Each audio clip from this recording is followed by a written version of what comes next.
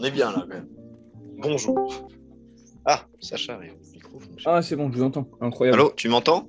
Ouais, mec. Faut vraiment que j'augmente un peu le son, peut-être.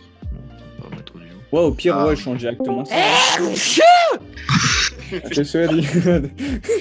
On t'entend, Nico. On t'entend, Nico, on a entendu. Défaut, la vidéo. Ouais. Ah, moi, désolé, hein, vous avez pas voir ma tête. Hein, je n'ai pas de caméra. Ah, là on est plus sérieux là ou pas? Ah merde, j'ai pas du tout mis de tenue conventionnelle, moi. Ah mais non, mais moi c'est juste parce qu'aujourd'hui j'étais en costume, c'est tout. Waouh, quel beau le lavabo. T'as vu, on dirait le costume du Joker. J'avoue, Et il y a David. Hop là. Ah. Soyons Mais- sérieux, messieurs, soyons sérieux.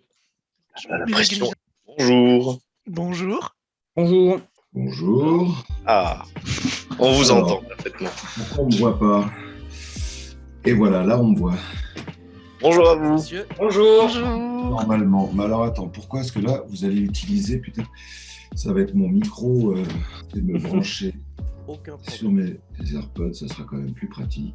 Eh bien. Parfait. En tout cas, merci Super. d'avoir répondu présent, c'est très sympathique. Oui. Mais de Absolument. rien. Ça va, messieurs? Ça va très Ça bien. va bien et vous? Ça Bien, va ça va très bien. bien. Ça manque de filles, hein, votre interview. Là. Nous allons nous rattraper.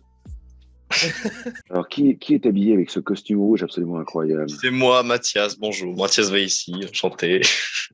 Ah la vache! Ah ben, c'est c'est 131. faut être beau, un peu de c'est beauté la dans classe, ce là. monde. Oui, je suis tout à fait d'accord. Et d'humilité D'accord. aussi, au passage. Oui. Je fais attention à ma gueule quand même parce que je suis filmé là. Donc, Et en parlant de ça, Attends. du coup, va falloir J'ai peut-être commencer. on commence, mais on commence quand vous voulez, les gars. Moi, je suis là.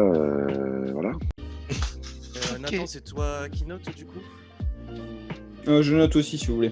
Ok. Ouais. Bon, Adrien aussi y a- note, y a tout le monde pas de note de toute manière. Tout le monde note, c'est merveilleux. Très bien. Eh bien, écoutez, Monsieur Kruger, pour l'interview, on a décidé de la structurer en 3 parties, avec Ouais. dans chaque partie des questions. La D'accord. première, ce sera autour de, on va dire, la formation pour devenir comédien de doublage. La seconde, ce sera plus centré autour de tout ce qui est au niveau de la technique. Et il y aura Ouais. une troisième partie qui sera un petit peu plus critique, on va dire, critique du milieu, critique du métier et autres. Voilà. Critique. Ah merde. Oui. Ah oui. Ah ben c'est. Après, voilà, vous verrez en fonction des questions s'il y en a. Ouais, je mettrais peut-être des jokers. Bien sûr, vous avez le droit Non, au parce joker classique. Ah, j'ai le droit, alors, parce qu'en général, quand on me pose des questions, le problème, c'est qu'on n'aime pas forcément les réponses. Donc, je le dis toujours, mais ne me posez pas les questions si vous voulez pas avoir des réponses. C'est un peu comme nos femmes qu'on aime extraordinairement, énormément, et qui, quand elles nous demandent, mais tu crois que j'ai grossi? Et putain, là, si on leur dit, Ah ben oui. Ouais. Ça, Ah, c'est- c'est le sujet tabou, Et- ça. hein. et elles nous font, mais pourquoi tu m'as dit que j'ai grossi? Ben, tu m'as posé la question, fallait pas me la poser, si tu voulais pas que je sois honnête. Voilà, donc c'est pour ça, en général, posez-moi les questions, mais je vais répondre. Honnêtement, Voilà, je mais mettrai un pas de joker. problème. Au contraire, nous, on n'attend pas. On demande que ça. D'accord, super, On veut des réponses.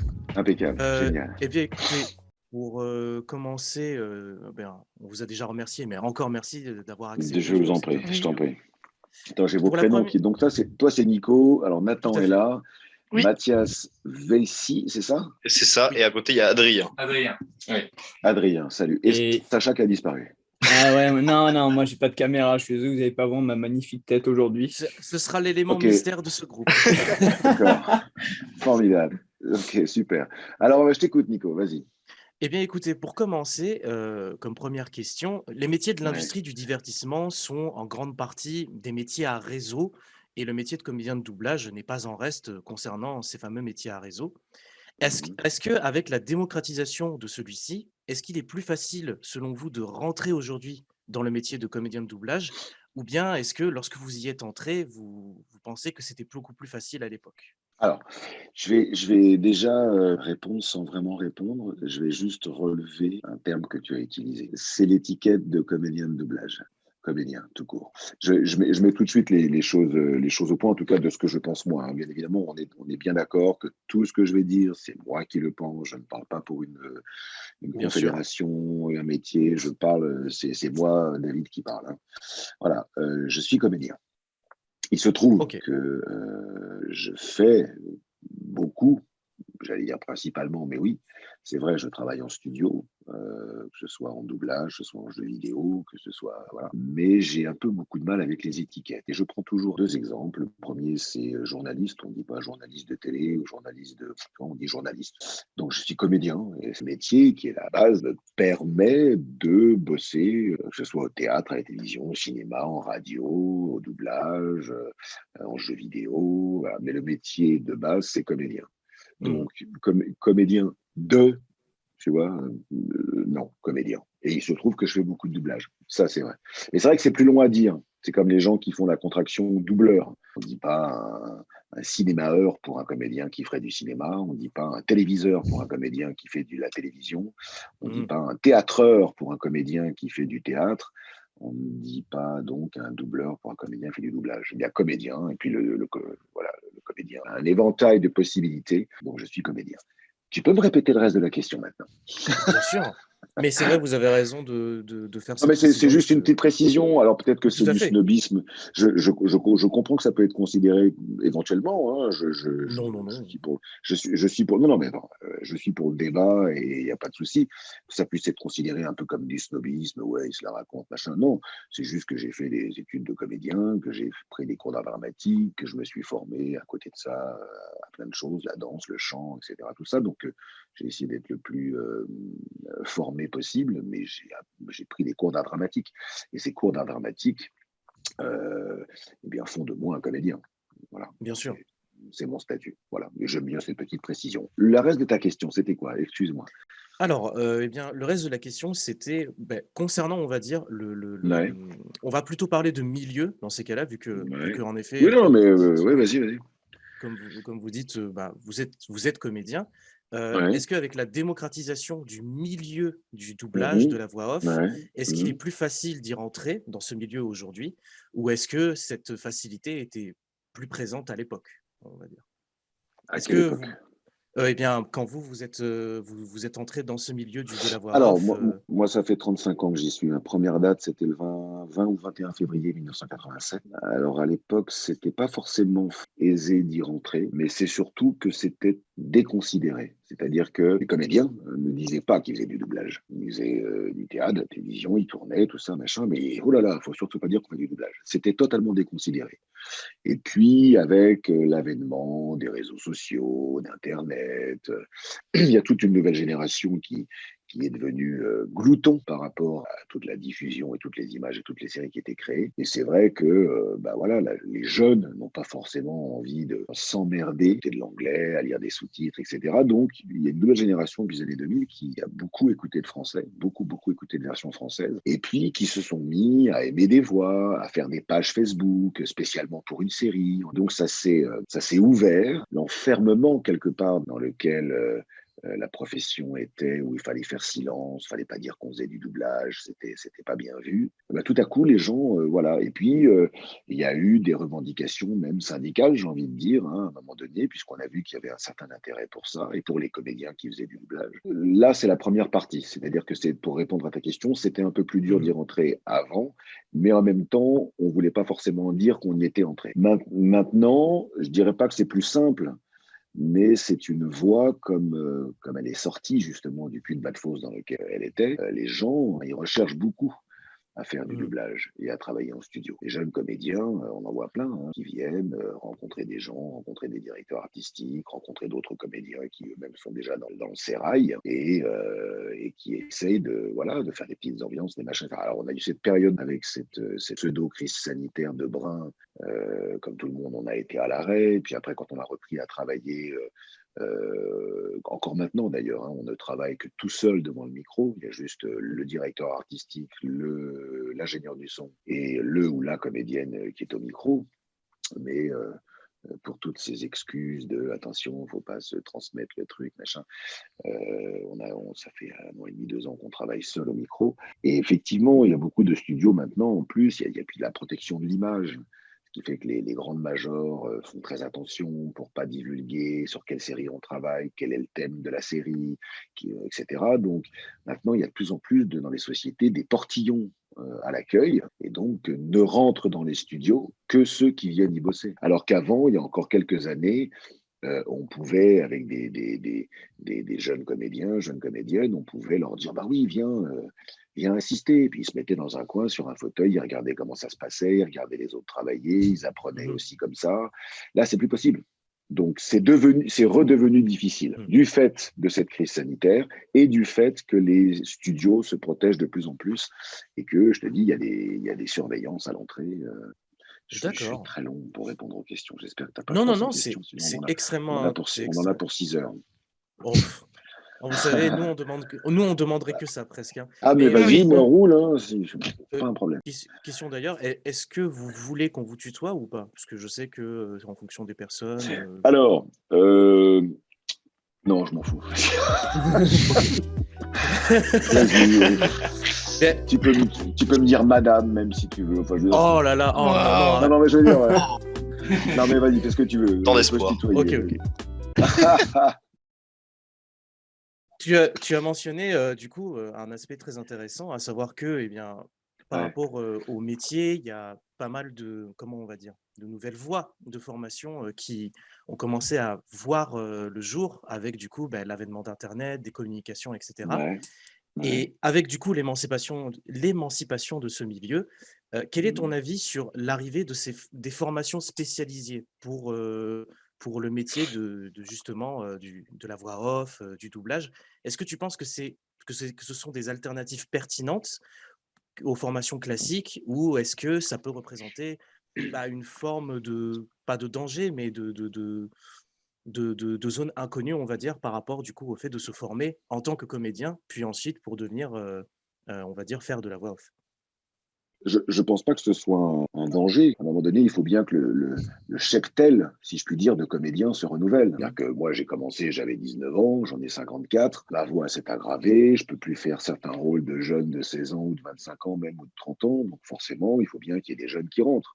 Donc, il n'y a pas de danger à ce que les gens soient formés. C'est comme si tu demandais chez charcutier ou à boulanger, dites donc, les écoles de boulangerie, est-ce que vous trouvez que c'est un danger? Non, c'est pas un danger en soi. Je veux juste faire deux choses. C'est très intéressant. En fait, ce qui se passe, c'est que le métier du travail au micro demande des techniques, que ce soit le doublage, que ce soit particulièrement le doublage. Parce que là, on doit être synchrone à l'image, c'est vraiment une technique très particulière. Mais même le jeu vidéo, même la radio, même la publicité, même la voice-over, même tous ces trucs-là, le travail au micro, la gestion du micro au niveau de l'approche, etc., tout ça, ça se travaille. Et tout le monde n'a pas l'instinct pour ça. Les 2-3 premières années où j'ai commencé, en 87, 88, 89, j'avais pas percuté la technique. J'ai mis 2 ans à percuter la technique. Ça m'a pris du temps, voilà. Parce que justement, je n'avais pas été dans une formation comme il y en a beaucoup maintenant. Mais si ces formations sont intéressantes, de mon point de vue, elles n'empêchent absolument pas et ne doivent absolument pas empêcher, pour moi, l'obligation de faire un travail d'apprentissage de comédien dans un cours d'art dramatique. Les stages de doublage, de radio, etc., qui sont organisés, très bien. Mais il faut faire ces stages à des gens qui soit sont en formation en parallèle et prennent de comédie d'art dramatique et prennent des cours d'art dramatique, auquel cas super. Parce que, encore une fois, la base, c'est le cours d'art dramatique. C'est 2-3 ans de cours d'art dramatique, c'est travailler son art, c'est travailler des textes, tous les textes classiques, Racine, Corneille, Shakespeare, Molière, voilà, tous les Hugo, même des textes contemporains, se confronter à la scène, travailler en face d'un autre comédien, d'une autre comédienne, travailler des sentiments, travailler une diction, travailler une respiration, etc. Tout ça. Donc, les cours d'art dramatique sont, de mon point de vue, pour faire ce métier, une obligation. Après, si on se forme à d'autres techniques, très bien. Mais d'abord, travailler son métier, qui est comédien. Franchement, la question, j'aurais pas pu attendre une meilleure réponse. Toutes les réponses sont possibles, mais bon, c'est la mienne en tout cas, comme d'habitude. Oui, C'est mais ce que en je tout dis, cas, tu vois, voilà. de mon point de vue, elle est très satisfaisante. Ben bah, alors, c'est très bien alors. Maintenant maintenant que tu l'as dit, quand tu as expliqué un petit peu comment est-ce que tu en es venu au métier que tu fais aujourd'hui, par où tu es passé par rapport à tes formations. Et J'ai bon, pas tout dit, tu mais n'as pas tout dit. Tu as donné j'ai un pas tout bon dit. aperçu. Tu as donné un bon Oui, aperçu. c'est un aperçu. Et bien sûr, c'est vrai que il faut le dire, tu as une certaine notoriété maintenant avec le travail que tu fais en tant que comédien. Et maintenant que tu as cette notoriété, est-ce que la manière de trouver un rôle diffère de ce que tu as connu par le passé? Et si tu réponds oui, quels sont les biais par lesquels tu trouves des rôles maintenant? Je ne trouve pas de rôle. Ce sont les gens, les directeurs artistiques, généralement, c'est les premiers concernés, qui ont envie ou non de bosser avec certains comédiens. Et en l'occurrence, moi. Donc, s'il y a des directeurs artistiques, que ce soit en jeu vidéo, que ce soit en doublage ou n'importe quoi, ils ont envie de bosser avec moi, ils m'appellent, ils me disent, voilà, est-ce que tu es libre à telle date, voilà, si je suis libre, ils me disent, bah, je te rappelle, je te donnerai tes horaires, etc. Machin. Ou alors ils m'appellent pour faire un essai, ça m'est arrivé plein de fois. Et si je réussis l'essai, voilà. Mais je suis tributaire de la volonté des autres de vouloir bosser avec moi. Et en général, si les gens nous appellent, et je vais parler de moi, je suis le seul ici. Non, il n'y a personne. Non, il y a personne. Si les gens m'appellent, c'est qu'ils estiment que j'ai les capacités de remplir la fonction pour laquelle ils m'engagent, à savoir, ils estiment que j'ai suffisamment de capacité à jouer la comédie, ils estiment que je suis suffisamment malléable, etc. Ils estiment, je ne sais pas moi, que je peux être dans mes aigus ou dans mes graves, ils estiment que j'ai l'énergie du personnage, ils estiment que ma voix va bien coller sur tel ou tel personnage sur lequel ils vont faire des essais ou sur lequel ils vont me placer directement. Donc je suis tributaire de ça, et on est tous tributaires de ça. Tous mes copains qui sont comédiens, comédiennes, voilà, on les appelle. Ah dis donc Françoise, ah dis donc Jacqueline, ah dis donc David, ah dis donc Manu, voilà. Est-ce que tu es libre, est-ce que tu machin, etc. Donc on nous donne des options de travail, on note les options, voilà, on gère nos agendas tant bien que mal, et puis à un moment donné, le DA en question ou son assistant nous appelle en disant, bah écoute, on avait pris une option je sais pas de conneries, le 6 avril. Tu m'avais gardé la demi-journée, bon bah très bien, en fait tu travailleras de 14h30 à 16h30, tel studio, tel machin, tel truc. Mais c'est pas moi qui décide, en fait. Pas moi qui décide. Moi j'aimerais bien décider. Alors ce rôle-là, j'aimerais bien le faire, s'il vous plaît. Non, c'est pas comme ça que ça marche. Je suis tributaire de gens qui vont décider, encore une fois, qui vont estimer que j'ai les capacités, que nous avons, mes camarades et moi, les capacités pour remplir tel personnage, tel rôle, sur deux plans qui m'apparaissent, moi, les principaux, c'est l'énergie et la voix. Et très souvent, je m'en suis rendu compte sur certains doublages, certains personnages que j'ai pu faire, je n'avais pas forcément une voix qui se rapprochait de la voix originale, mais j'avais une énergie qui s'en rapprochait. Et en fait, je pense même que c'est principalement ce qui est important. C'est l'énergie. C'est pas forcément la voix. Eh bien, écoutez, mes chers camarades, moi je vous propose qu'on passe à la partie technique, vu que je pense qu'on a eu les réponses qu'on voulait pour la partie formation. Et dans ces cas-là, est-ce que l'un de vous veut prendre le relais pour les questions? Parce que bon, alors, je peux le faire si tu veux. Vas-y, Sacha, vas-y. Let's go. Ah, c'est Sacha, mais je te vois pas, Sacha. C'est Ah très oui. Investis dans une sérieux. caméra, s'il te plaît. Vous, Sacha, c'est pas toi qui vas parler. Finalement, merde. c'est pas toi.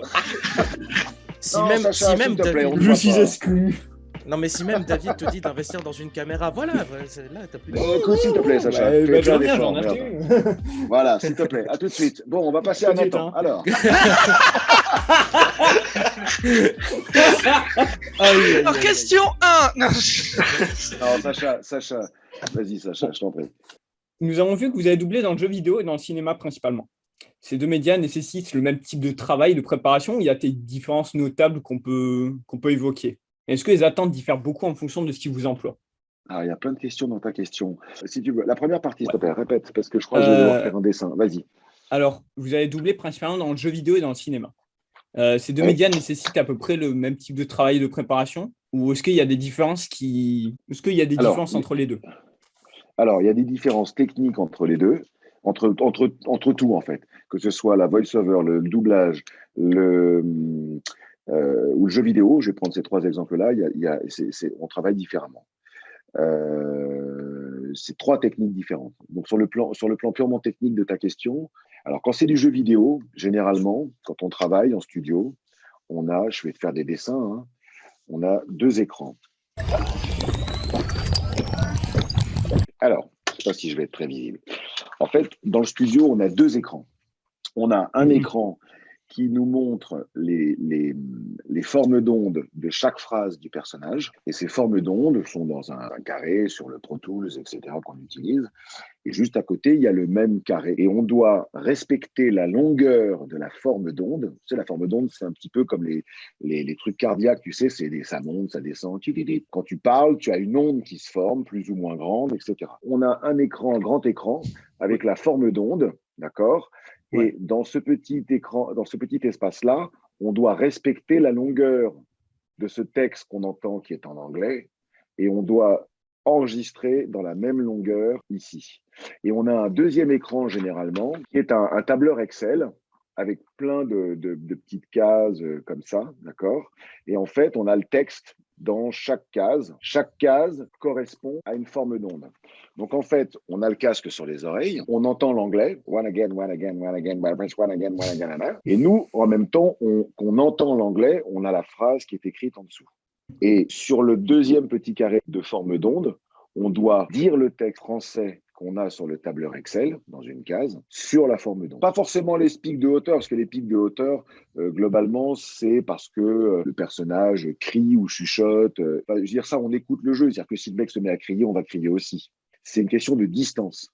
Je donne un exemple. Pour mon personnage de John dans le jeu Halo, la célèbre phrase de John, c'est « Il me faut une arme ». En anglais, j'avais une forme d'onde qui faisait I need a weapon. Donc, je devais conserver la rythmique et la longueur de la phrase anglaise avec le texte il me faut une arme. Alors, le doublage, c'est autre chose. Vous savez comment ça se passe, le doublage, non? Donc, je vais refaire un petit dessin à la con. Voilà. Voilà. Donc là, je vais faire un petit bonhomme très grossier. Vous allez voir le petit bonhomme. Voilà. Avec des petites oreilles, tout ça, des petits cheveux et un petit cou, et puis une chemise à la con, très bien. Voilà, ok. Et là, il y a le texte. Et là, il y a encore un texte en dessous. Voilà, en fait, on a un écran, et en dessous, on a ce qu'on appelle une bande rythmo. Donc, on a l'image qui défile, qui est synchronisée avec ce qu'on appelle une bande rythmo. Cette bande rythmo, c'est là-dessus qu'il y a écrit le texte, avec plusieurs lignes. Il y a le rôle de John, de Michael, de Sibyl, par exemple. Donc, on a 3 lignes et le texte qui suit. À chaque fois, quand le personnage va parler, on précise sur la bande rythmo quel est le personnage qui va parler. Donc, il y a son nom qui est devant, d'accord? Et après, il y a le texte. Tout ça est synchronisé. C'est tout un travail qui est fait en amont par des traducteurs, adaptateurs qui vont écrire en place, synchrone, etc. Donc, globalement, vous voyez mon petit dessin pourri, voilà, petit dessin pourri. Donc, on a cette bande en dessous, j'arrive pas à voir, c'est con, on a cette bande en dessous, d'accord, qui passe avec le texte, et on a l'image au-dessus avec le visage des comédiens étrangers qu'on va doubler, d'accord. Et je sais pas si vous voyez, il y a une petite barre que j'ai mis sur la bande rythmo, j'ai mis une petite barre. Eh bien, le principe du doublage, c'est quand le texte passe sur cette barre, on dit le texte et on l'interprète. Mais on peut trouver des exemples de ça partout maintenant sur Internet. Il y a plein de vidéos où on peut voir ça, où on peut trouver des exemples et même des copains qui sont en train d'interpréter des trucs. On en trouve plein maintenant sur Internet. Voilà. Donc, c'est 2 techniques, pour revenir à ta question, Sacha, c'est 2 techniques totalement différentes. Le jeu vidéo, voilà, c'est avec des formes d'ondes et du texte. Il y a généralement, à part quand il y a des cinématiques, il n'y a généralement pas de doublage à faire, donc pas à être synchrone. D'accord. Le doublage, là, pour le coup, il faut être synchrone. Et il y a l'image et le texte qui défilent en dessous. La radio, on a juste un texte. Moi, je suis comme la voix officielle, comme on dit, de radio. Voilà, il y en a une, c'est Swig, et l'autre, c'est Black Box à Bordeaux. Voilà, et là, j'ai juste des textes, et puis j'enregistre ce que je dois enregistrer, quoi. Ah, ça, c'est mon deuxième chat. Bonjour, le chat, tu viens. Voilà, c'est mon chat. Un intrus. C'est Wild. Est-ce que lui aussi, il fait du doublage du coup? Non. Il a Lui, pas me doublé demande un des chat croquettes. Il me demande des croquettes tout le temps. Bon, Ah, alors, excusez-moi, je Et suis du coup- perturbé parce que c'est mon amour. Non, pas de problème. Oui, du coup, vas-y, Sacha, Du coup, dis-moi. ouais, je vais enchaîner avec la deuxième partie de la question. Est-ce que les attentes entre ces domaines diffèrent beaucoup en fonction de ce qui vous emploie? Disons, est-ce que les différences entre justement, par exemple, comme on l'a dit plus tôt, le jeu vidéo et le cinéma, qu'une personne qui vous emploie à une autre, les attentes sont différentes? Genre, est-ce qu'on vous demandera la même chose d'un employeur à un autre? La même attente que tout le monde va avoir, que ce soit en jeu vidéo ou en doublage, c'est de savoir jouer la comédie. Aussi bêtement que ça, puisque nous avons à interpréter un personnage. Si c'est en jeu vidéo et que je vois par exemple mon Destiny, je fais le rôle de Zavala. Si Zavala dit une phrase, voilà, nous devons récupérer la lumière, gardien. Voilà, il faut que je puisse le jouer d'une certaine manière et essayer d'être le plus proche de l'interprétation que j'ai entendue en anglais. Donc on me demande, c'est l'attente qu'on a, c'est de reproduire le plus justement possible l'interprétation de ce qu'on entend en original. Et ça, cette attente-là, elle est aussi valable pour le doublage. C'est pareil, soit en jeu vidéo ou en doublage. On a des comédiens qui interprètent un rôle à l'écran, à l'image, ou dans un jeu vidéo. On doit reproduire le plus fidèlement possible la chose. D'autres attentes, oui, il y en a peut-être plus absolues, d'être à l'écoute. Mais globalement, au niveau de l'interprétation, l'attente est la même, quoi. L'attente est la même. C'est la technique qui diffère. Après, encore une fois, je te le dis, on est engagé en général parce qu'on estime qu'on a les capacités et l'énergie qui vont correspondre aux personnages sur lesquels on nous demande de travailler. On va enchaîner avec une autre question. Vous êtes la voix officielle de Dwayne Johnson et de Chris Pratt. Non. Ah.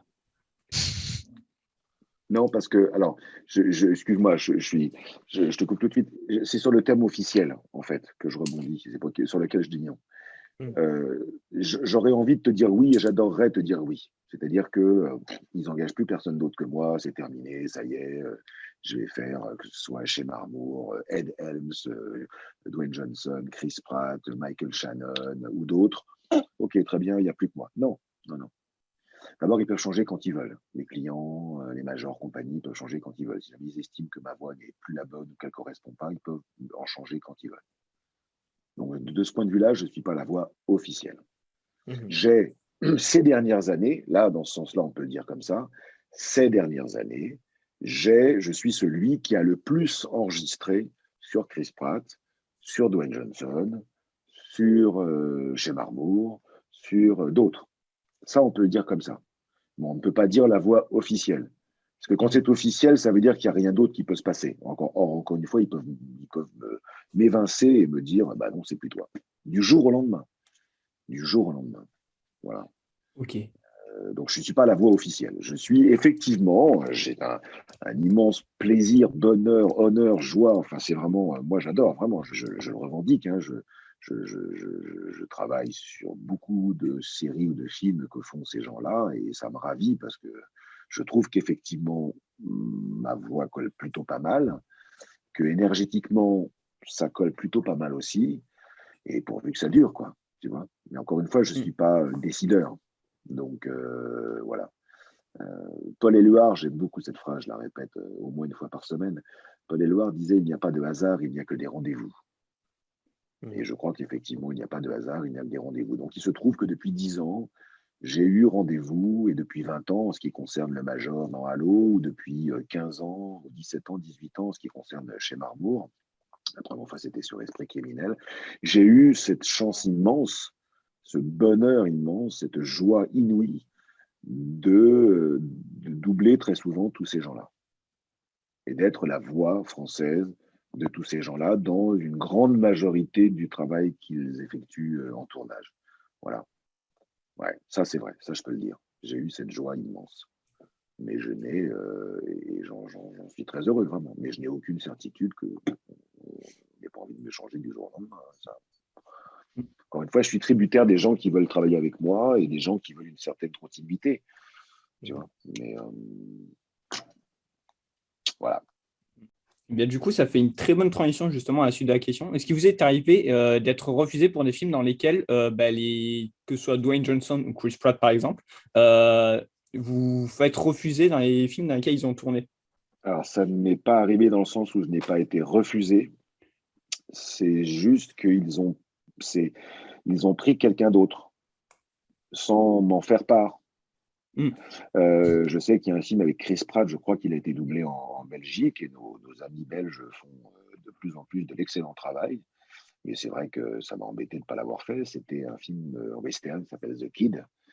Et c'est pas moi qui ai doublé Chris Pratt dans The Kid et je l'ai vraiment beaucoup regretté. Là, il y a eu une histoire un peu. J'étais pas très heureux par rapport à la série avec Dwayne Johnson qui s'appelle Ballers. Je vais le dire de manière diplomate, mais le patron de la société qui s'est occupé de cette série, je trouve, de mon point de vue, n'a pas tout à fait été très réglo dans une histoire qui nous concerne lui et moi, mais voilà, donc j'ai été très attristé, même si Gilles Morvan, qui a doublé Dwayne Johnson dans Ballers, je suis sûr qu'il a fait un excellent travail. Je n'ai pas vu la série, mais je suis sûr qu'il a fait un excellent boulot parce que c'est un excellent comédien. Mais voilà. Non, j'ai été triste aussi pour ce film, comment ça s'appelle, c'est ce dessin animé Vaiana. Dwayne Johnson faisait le rôle du père, je crois, de Vaiana. Il y avait des chansons aussi, et voilà, le chant, c'est quelque chose que je sais chanter aussi, ça m'est arrivé souvent, que ce soit sur scène ou en doublage même. Et c'est vrai que j'aurais adoré faire ce dessin animé-là. Bon, ils ont pris Anthony Cavana, je crois, pour faire le personnage du père. Ils ont pris un nom, quelqu'un qui était connu, machin. Bon, est-ce que ça a apporté je ne sais pas. Tant mieux pour eux s'ils estiment que ça leur a apporté quelque chose de supplémentaire, si c'était une plus-value pour le produit, j'en sais rien. Voilà. Mais c'est vrai que j'ai regretté. Ouais. Et du coup, on enchaîne avec la dernière question de la partie technique. Ouais, je mets de la lumière un peu parce que je sens qu'on me voit de moins en moins. Est-ce qu'il y a un rôle en dehors de Dwayne Johnson et Chris Pratt que vous avez aimé doubler et quelles sont les raisons de votre affection pour ce personnage? Il y en a plein. Il y en a plein, mais là, tu n'arrêtes pas de citer que Dwayne Johnson ou Chris Pratt. Alors, je suis ravi, oui. Dans ma longue carrière, entre guillemets, si je puis dire, il y en a quand même un sacré paquet. Oui, il y a un comédien que j'ai adoré doubler, que j'ai doublé dans 5 ou 6 films, 6 ou 7 films, c'est Ed Helms. Et Ed Helms, c'est vraiment un mec que j'aime particulièrement travailler. Il est fou, c'est un excellent comédien. Ouais. Mais Very Bad Trip, ça a été une aventure tellement exceptionnelle. C'est tellement fendu la gueule en studio.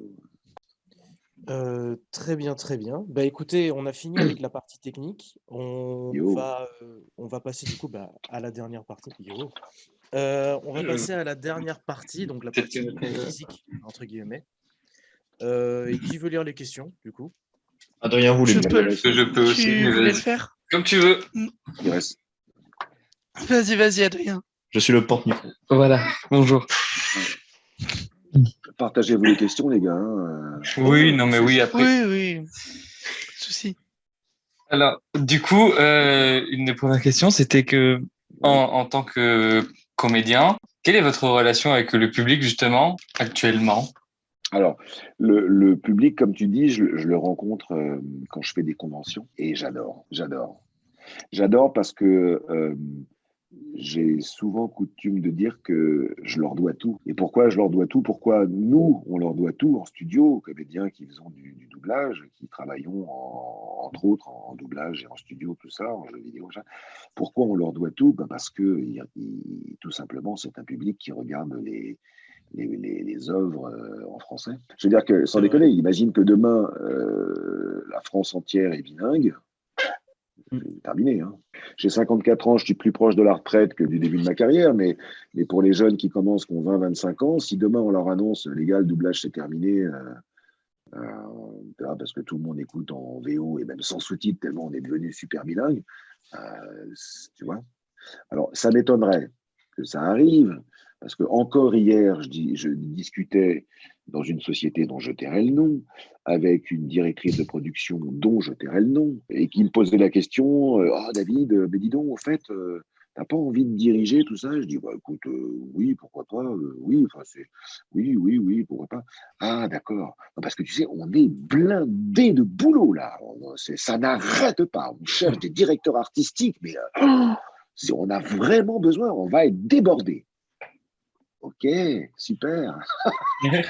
Waouh, génial. Vous allez être débordé, ça veut dire qu'il y en a au moins pour, allez, 5 ou 10 ans de taf à donf. Waouh, super. Mais oui. Jusqu'à ma retraite. Ouais. Ok, très bien. Non, ce que je veux dire par là, c'est que, donc, pour revenir au public, j'adore le public et j'adore discuter avec eux. Même quelquefois, quand je suis en convention, il n'y a pas souvent la queue, mais quelquefois, il y a 2, 3, 4 personnes qui attendent les unes derrière les autres. Et je suis en train de discuter donc avec quelqu'un qui me demande un autographe, qui me demande de lui faire une voix, d'enregistrer sur son portable un petit message pour son amoureuse, son papy, sa mamie, sa maman. Et je le fais alors avec un immense plaisir, vraiment. Mais je peux partir dans des discussions qui durent des heures. Je suis Marseillais, hein, sur ce coup-là. Et il y a souvent les gens de la convention qui viennent me dire, David, dans tes interventions, comme ça, quand tu discutes en tête à tête autour de la table, sois moins long parce qu'il y a des gens qui attendent derrière. Je fais, oh merde, oui, c'est vrai. Ah non, mais j'adore discuter avec les gens parce qu'encore une fois, d'abord, ils sont d'une humanité absolument incroyable, d'une gentillesse. Vraiment, ils ont le cœur sur la main en général. Ils viennent avec plein d'amour, avec plein enfin, je veux dire, faudrait vraiment être un gros con, ce que je ne pense pas être, même si j'ai des défauts, pour ne pas être en harmonie avec ces gens-là et ne pas accepter ça. Les gens, enfin, je veux dire, on sait que c'est notre quart d'heure warolien. Une convention, ça dure 2 jours, donc on a 2 jours de quart d'heure warolien, quoi. C'est plus un quart d'heure, c'est 48 heures. Et les gens viennent les uns derrière les autres en les disant mais putain, ça flatte l'ego, mais c'est merveilleux, quoi. Vous êtes sublime, vous êtes merveilleux. Ça fait 20 ans que je passe ma vie avec vous. Enfin, tu fais ah bon? Mais où êtes-vous? Il fallait me prévenir parce que, je sais pas, j'ai quelqu'un chez moi. Non, est-ce que je dis, voilà, trêve de plaisanterie, trêve de plaisanterie. Moi, je suis toujours très ému de rencontrer le public, comme tu dis, parce que c'est une richesse extraordinaire. Et je parle même pas de mon ego, je m'en fous. C'est pas ce qui m'importe le plus. Mais vraiment, l'interaction avec le public, avec les gens, et quand tu vois dans leurs yeux que ça pétille, parce qu'effectivement, ils ont suivi un jeu vidéo, ils ont regardé un film 50 fois, et que ils ont apprécié ton travail, et que ils l'ont vu en famille, avec leurs femmes, leurs enfants, leurs maris, leurs cousins, leurs trucs, et que moi, sur le jeu Halo, c'est extraordinaire. J'ai un papa, il n'y a pas très longtemps, qui m'a écrit parce que ça fait, bah ouais, il avait 35 ans, le mec. Tu vois, donc voilà. Et il a commencé à jouer à Halo il y a 20 ans. Donc il avait 15 ans. Sauf qu'entre-temps, il a un petit garçon de 8 ans. Et son petit garçon de 8 ans, il l'a branché sur Halo, forcément. Voilà. Et donc le papa m'écrit, il me dit ouais, ça va être l'anniversaire de mon fils, est-ce que vous pourriez faire un petit message? Là, il m'explique toute sa vie. Et je lui fais un petit message, un petit message. Je vais carrément avec le micro, je m'installe, mets de la musique, tout le bordel, et je fais un message d'anniversaire pour le petit gamin de 8 ans. Et le père m'a envoyé une vidéo de son fils écoutant le message que je lui avais fait. Un message qui dure 4-5 minutes, hein. Un vrai message avec John qui dit des trucs, qui parle de l'anniversaire, de plein de choses, etc. Le gamin, il pleurait. Il bougeait plus. Il ne bougeait plus. Ben, c'est vraiment, je vous jure sur ma propre tête qu'elle tombe tout de suite si je mens. C'est pas de la prétention, vraiment pas. Mais apporter ce bonheur-là aux gens, alors que eux-mêmes m'en apportent beaucoup avec toutes leurs réflexions et le fait, encore une fois, qu'ils regardent en français et que moi, ça continue à me faire bosser, c'est merveilleux, quoi. Moi, je joue à tout à ces gens. Et je reçois 15 demandes par semaine sur Instagram. Bonjour, il paraît que vous êtes la voix de, est-ce que vous pourriez me faire une petite dédicace? Et je fais ça, je fais sans problème. Et je te dis, j'en fais 15 ou 20 par semaine. Par semaine. Mais c'est normal de faire ça. C'est normal. Ça me prend quoi? Allez, 7 minutes. 7 minutes de ma vie où j'aurais pu faire n'importe quoi ou rien faire et m'emmerder. Ben, voilà, voilà. Donc le public, j'adore en fait. J'adore. Mais pas pour me flatter l'ego, parce que eux le méritent. Voilà. Et que je leur dois ça, quoi. Je leur dois ça. Si j'ai la vie que j'ai, c'est grâce au public. Honnêtement, si je suis à l'aise, je touche du bois, que ça continue, mais c'est parce qu'effectivement, le public est là et qu'il écoute en français. Les artistes doivent tout au public. Ils se la pètent très. J'en connais certains qui se la racontent. Voilà. On voit même des stars, des vedettes, malheureusement, qui se la racontent. Tu vois, tu fais ouais, ok, d'accord. T'as tourné un film, t'es très connu, t'as ton nom en haut de l'affiche, ok.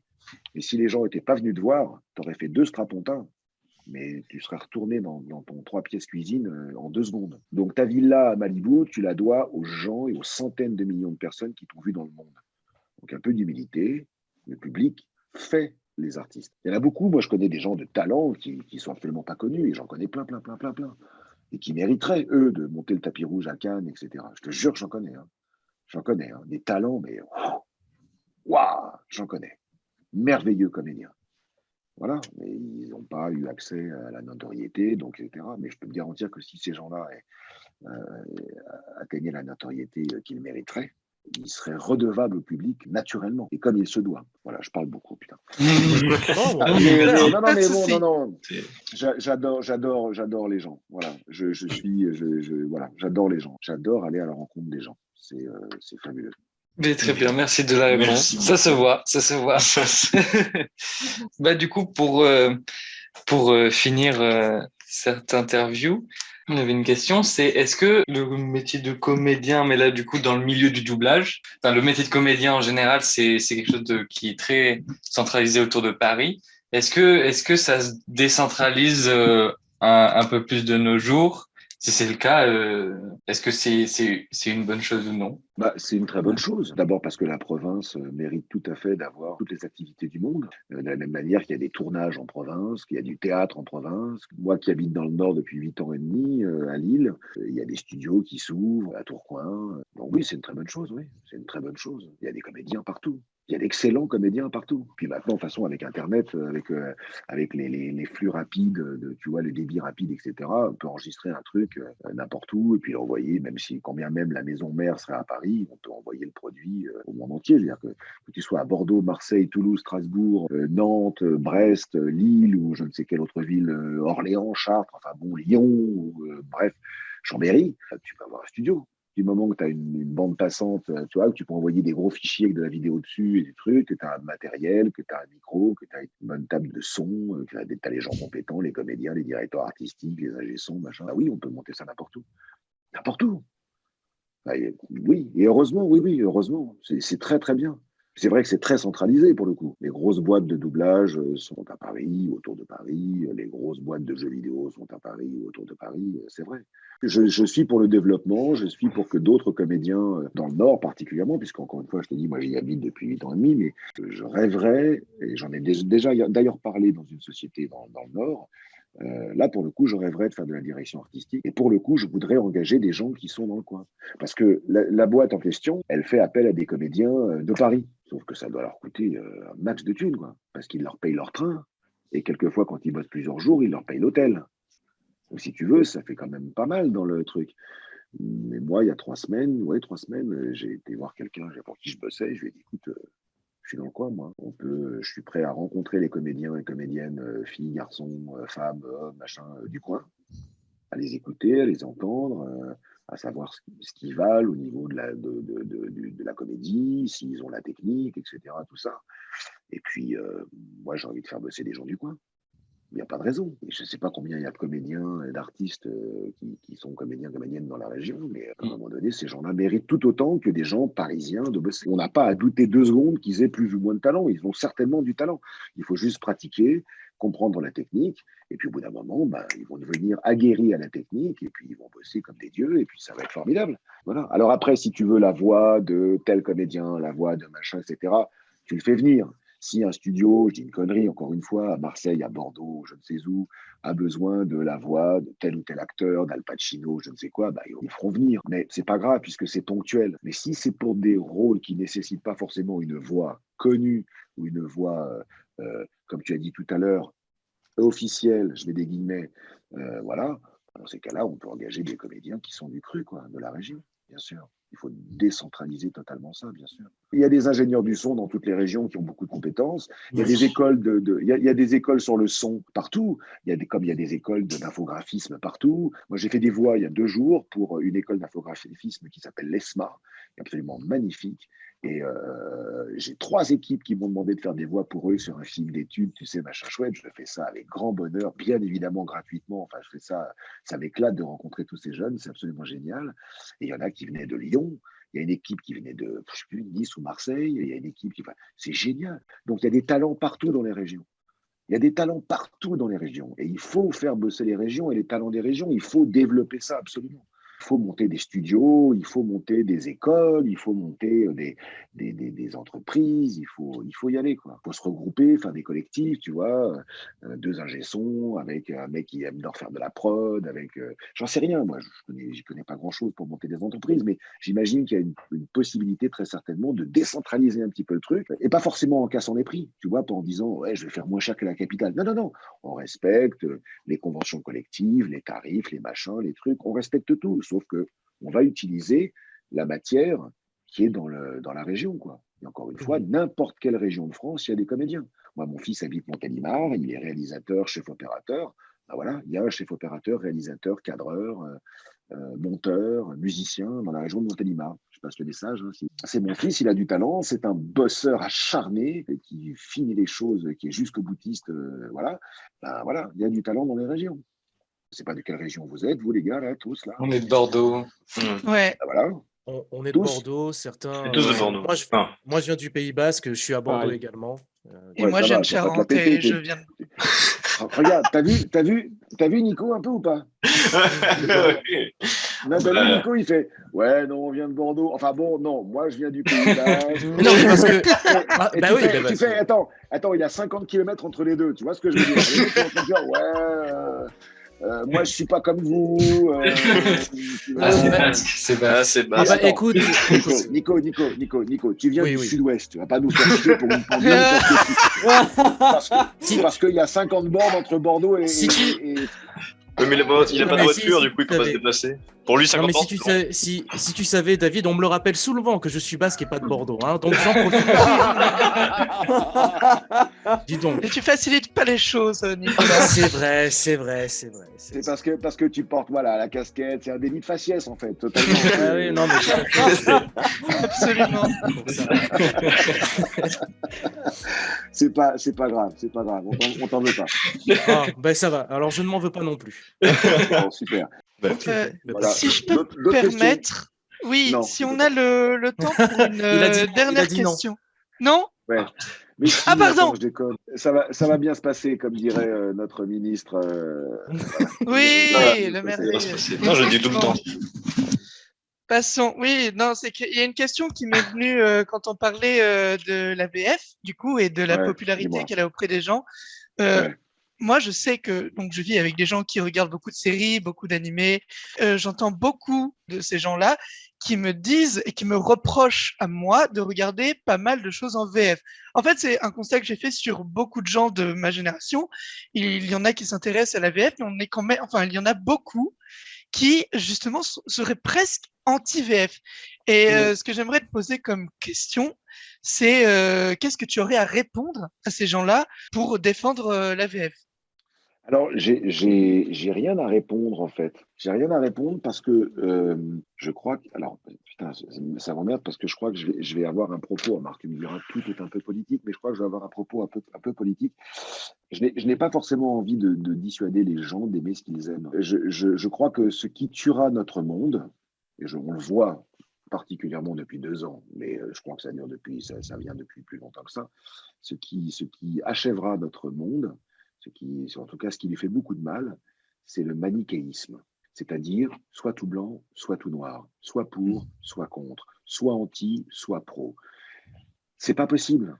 C'est pas comme ça que ça fonctionne. On l'a vu avec les injections. Voilà, moi, j'appelle pas ça les vaccins parce que ça n'en est pas. Mais on l'a vu avec les injections. C'est soit tu es anti-machin. Tu fais quoi? Je suis pas anti. J'ai fait vacciner mon fils quand il était petit. Je suis moi-même vacciné. Là, je suis contre ça. Mais il faut pas dire que je suis anti. C'est pas noir ou blanc. Je demande juste qu'on réfléchisse. Ouais, t'es anti-machin, t'es truc. Non, non, non, non. Je sais pas, voilà. J'ai rien contre les gens qui préfèrent la VO. Moi-même, je regarde tout en VO. Donc, je vais pas jeter la pierre aux gens qui regardent en VO.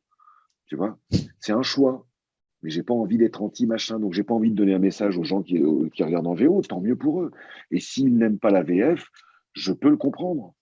D'abord parce que toutes les VF ne se valent pas. Pour être très simple, hein, faut pas déconner non plus. On n'est pas, tu vois, on n'est pas à l'abri de faire de la merde de temps en temps aussi. Moi le premier, hein, ça peut m'arriver. Ou de faire des trucs qui sont moins bonnes. Donc oui, il y a des produits en VF qui sont parfaits, mais je connais des VO qui sont à chier aussi. Hein. Donc ça veut rien dire. Tu vois ce que je veux dire? Oui. Donc oui, si les gens, donc j'ai rien à dire aux gens qui sont, qui préfèrent. J'ai pas envie de dire qu'ils sont pro VO ou pro VF. Voilà, si vous aimez la VO, ben vous aimez la VO, puis c'est tout. Puis si vous aimez la VF, vous aimez la VF, et puis tant mieux, puis merci pour moi. Tu vois, et puis voilà. Non, mais voilà. Et puis, je sais qu'avec les enfants les enfants de ma femme, particulièrement, tiens, je peux te le dire, pendant ce premier confinement de merde, qui a duré 55 jours, sa race, on s'est vu un film par jour avec les enfants de ma femme. Un film par jour, quand c'était pas deux. Donc, avec un petit garçon qui avait 10 ans à l'époque, 9-10 ans, et une jeune fille qui avait 17-18 ans, etc., bah, on ne s'est pas emmerdé quand on a tout mis en VF. Donc, pour le petit garçon de 10 ans qui avait très envie de voir ça, on s'est fait tous les Fast and Furious en VF, tous les Gardiens de la Galaxie, les Jumanji, et j'ai regardé tout en VF, donc je me suis entendu, moi, pendant 55 jours, quasiment tous les jours. Mais c'est pas grave. Là, je peux regarder de la VF parce que si tu veux, il y a voilà. Mais si c'est moi tout seul, que ce soit les séries que je peux regarder sur Prime ou sur Netflix ou n'importe quoi, ou même en général quand je vais au cinéma, quand j'y allais, bah, c'est en VO. Donc, je jette pas la pierre aux gens, si tu veux. Chacun fait ce qu'il veut. Je dis un truc à mon fils, pardon, hein, mais de dire ça, mais depuis qu'il est né, la première seconde où mon fils est né, je te jure, la première seconde où je l'ai pris dans mes bras, il avait 20 minutes. Allez. Et j'ai répété ce message-là pendant des années. Je lui ai dit, tant que tu ne fais de mal ni à toi, ni à personne, fais ce que tu veux. Tant que tu ne nuis pas aux autres ou que tu ne te nuis pas à toi-même. Voilà, c'est ça l'important. Il ne faut ni nuire aux autres, ni se nuire à soi-même. Bah, tant que tu fais ça, tu fais ce que tu veux. Donc, moi, que tu regardes la VO, que les gens regardent la VO, je m'en fous en soi. En soi, je m'en fous. Je ne vais pas leur jeter la pierre. Ils font ce qu'ils veulent. Ça ne me dérange pas. Eux, ça leur fait du bien. Tout va bien. Okay. Si quelqu'un me dit, venez à me dire, ouais, je suis anti-VF, etc. Alors là, ça changerait. Là, je dirais, non, que tu n'aimes pas la VF. Ok, très bien, il n'y a aucun souci. Et que tu viennes me dire, les VF, ceux qui en font, c'est des merdes, ceux qui en écoutent, c'est... Non. Faut tout pour faire un monde. Toi, tu n'aimes pas la VF, tu préfères la VO. Ok, mais ne jette pas la pierre à ceux qui préfèrent la VF. Et à un moment donné, faut se supporter les uns les autres, tu vois. Heureusement qu'on mange pas tous pareil, qu'on regarde pas tout pareil, qu'on fait pas tout pareil, tu vois. Je veux dire, à un moment donné, c'est important les différences. C'est ce qui fait qu'on peut débattre, tu vois. Il y a certains autres points politiquement où effectivement, là, je dirais, j'aurais peut-être pas forcément le même discours, mais d'un point de vue général, j'ai envie de te dire, je suis content que Mathias ait un costume rouge, même si moi, je n'oserais jamais mettre ça. Vaut mieux pas voir le bas parce que j'ai des chaussons, ça casse un peu le délire. Oui, mais alors tu vois, dans ces cas-là, il vaut mieux fermer sa gueule et même pas le dire. Enregistré, qui plus est. Parce que d'abord, c'est enregistré, et deux, maintenant, je voudrais que tu baisses la caméra. Mais j'allais justement le faire pour dire que je suis très très fier de ces chaussons. Alors ça va être très compliqué de les montrer, mais bon, je les déchausse, ouais, et je les montre. Ces magnifiques chaussons dont je suis extrêmement... Waouh. Ah ouais. Alors, tu sais que ça me fait très plaisir. Ouais, c'est bon, ça suffit. C'est bon. Bon, vous les avez admirés, c'est bon. Tu sais que ça me fait hyper plaisir parce que je suis un fan absolu de De Funès. Ah. Et nous donc? C'est ma génération, c'est pas la tienne, c'est ma génération. Oh, ça n'empêche rien. Ça n'empêche rien. Ça n'empêche rien. Alors, si Mais vous je- saviez je- le nombre de fois où on se balance des répliques de Funès à longueur de journée. Ah, mais bah là, les gars, si vous venez à Périgueux, je vous kidnappe, vous restez 48 heures. Mais je ne demande là là. que ça. Ah, tu vois, voilà. Voilà.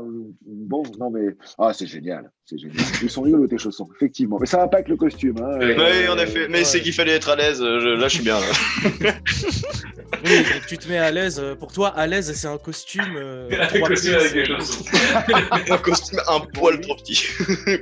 Chacun est à l'aise comme il veut, hein. Il faut Voilà. tout faire un monde, on l'a dit juste avant. On ne sait pas si Nathan n'est pas en string sous sa téloche.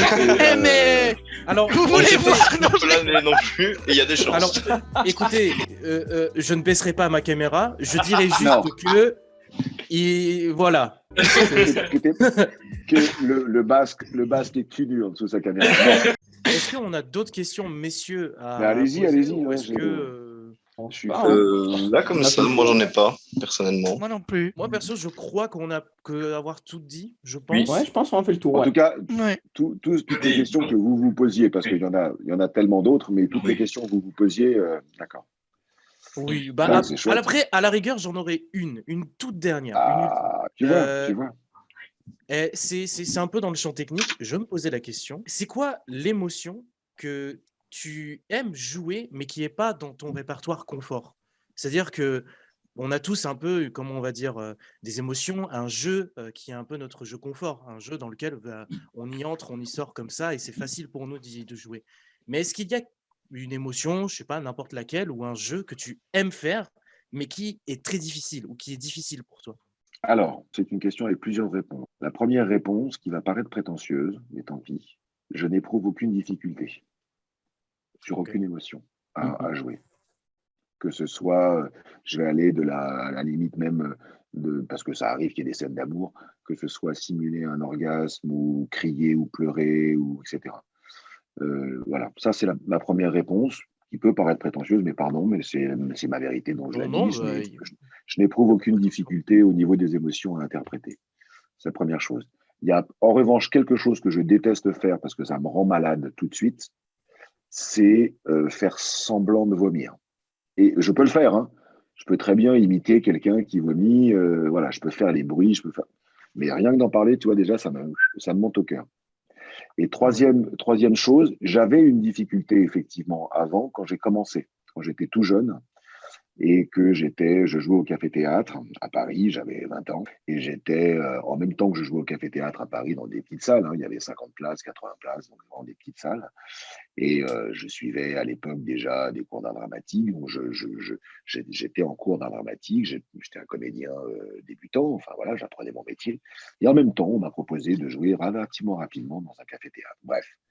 Et je me souviens d'un soir particulièrement où il y a une vingtaine de potes à moi qui sont venus, du lycée, des copains, tout ça, ouais, 20, 25 personnes qui sont venues.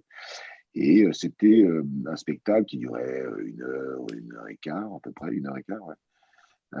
Et on était 2 comédiens sur scène, et c'était une succession de sketchs. Et à un moment donné, dans l'un des sketchs, on s'échangeait les rôles, c'était pas jamais le même qui jouait le rôle, machin.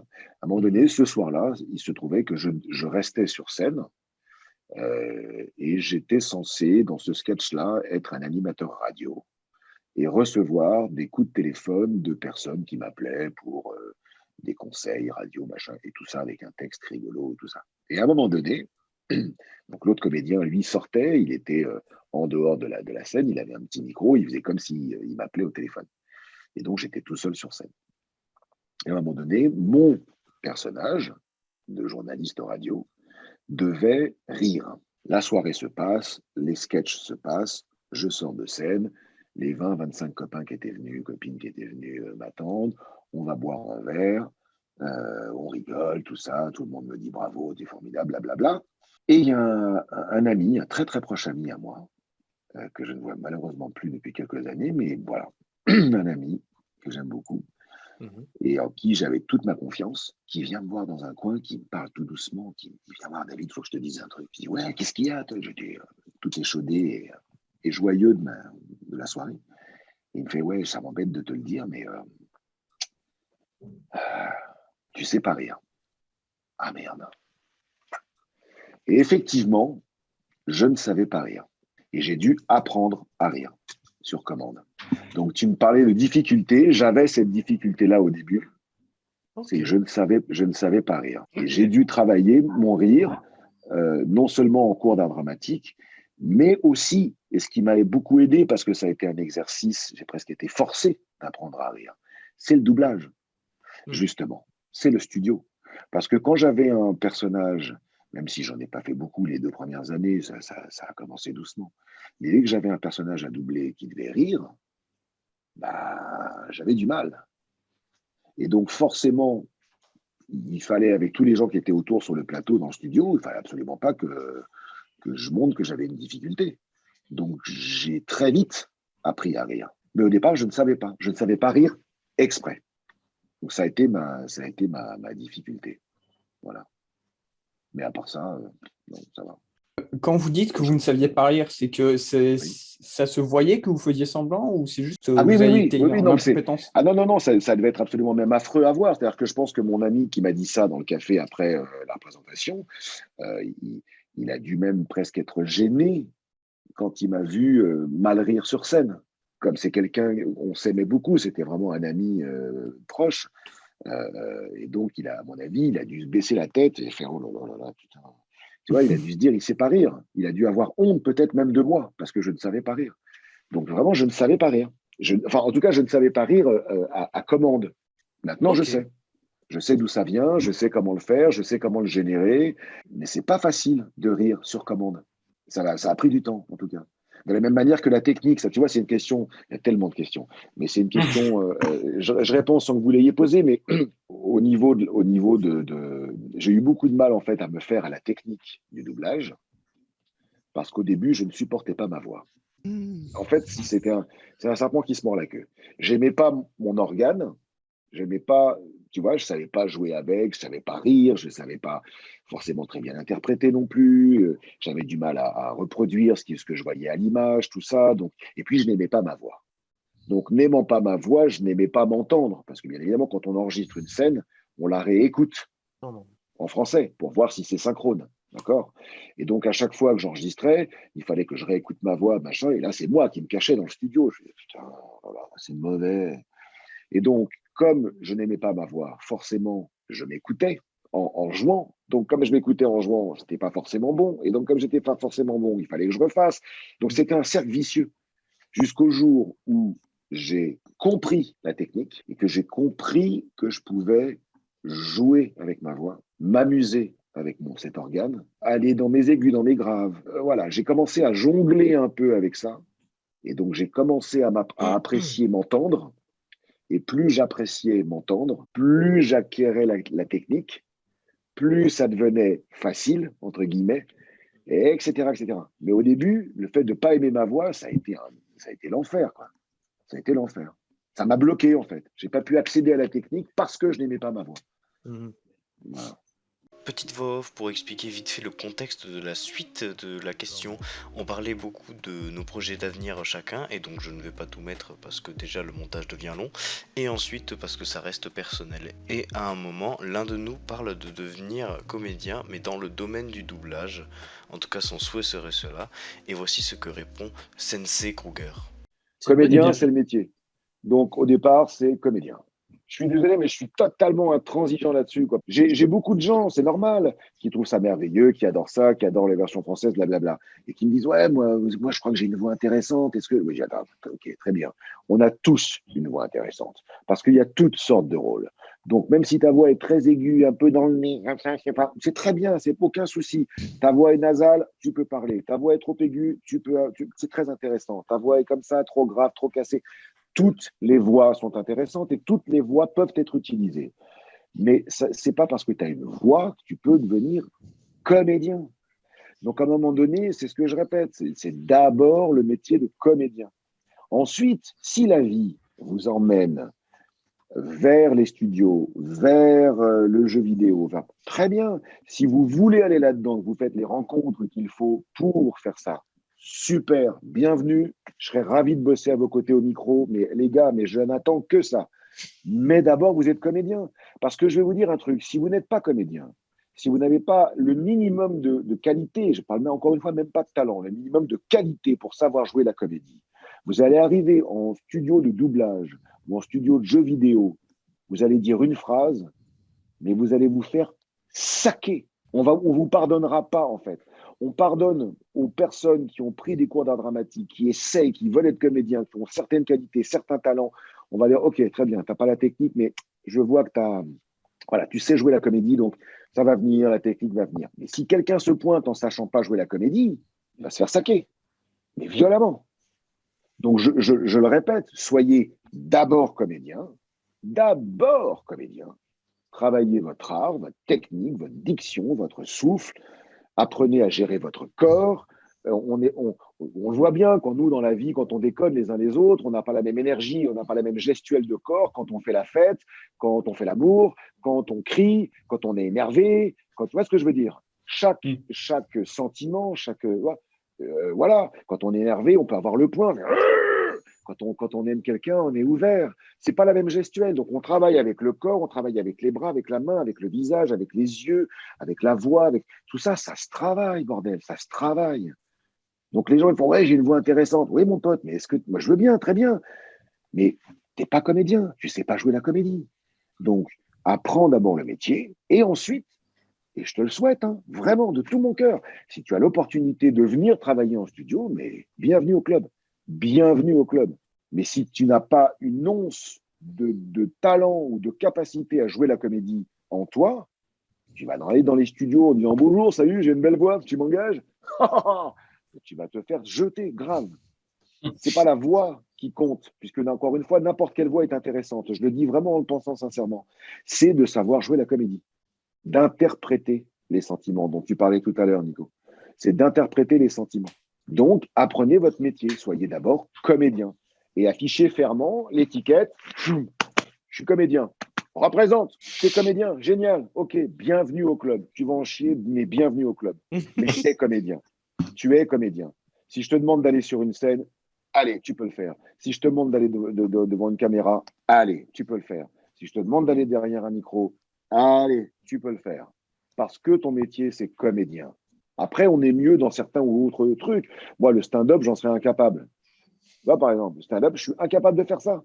Parce que je me sens plus à l'aise avec un décor, des costumes, des machins, une mise en scène, on jouer en interaction avec d'autres comédiens et comédiennes. Voilà, ça, c'est mon truc. Être seul en scène, voilà, peut-être que je pourrais le faire pour un texte classique, éventuellement, ou un texte un peu sombre.